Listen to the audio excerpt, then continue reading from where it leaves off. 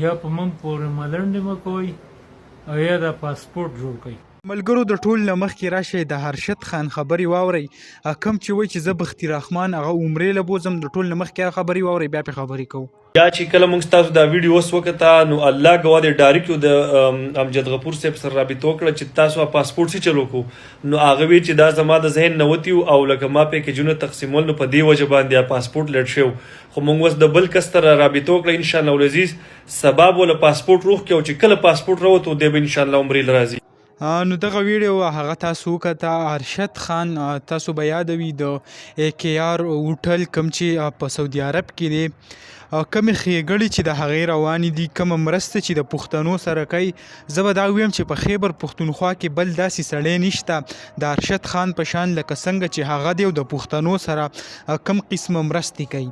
یوازې بختي رحمان نه، بختي رحمان له خیر هم هغې د عمرې دپاره هغې اعلان کړی دی وایي چې دې له څوک هم پاسپورټ جوړ کړي هغه هر څه دي موږ ته راولېږي نو وایي دې له به زه د عمرې کومه ویزه چې دا هغه کومه او د بختي رحمان کم د زړه ارمان چې دی وایي هغه به زه پوره کومه.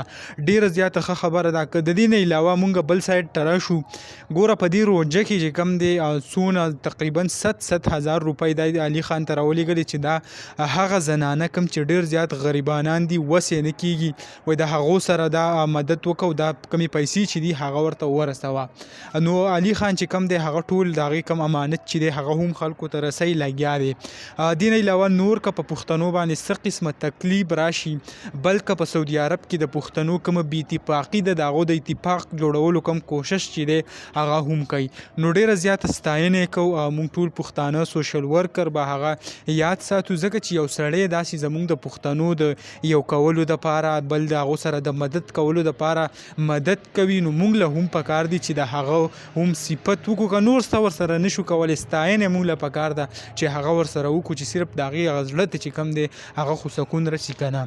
نو دغه لنډه شان ویډیو هغه هم تاسو سره شریک کړه. امید لرم ویډیو مو خوښه شوي. که ویډیو مو خوښه شوي ویډیو لایک کړئ او که زموږ په چینل نوي یې چینل سبسکرایب کړئ د داسې نورو ویډیوګانو دپاره.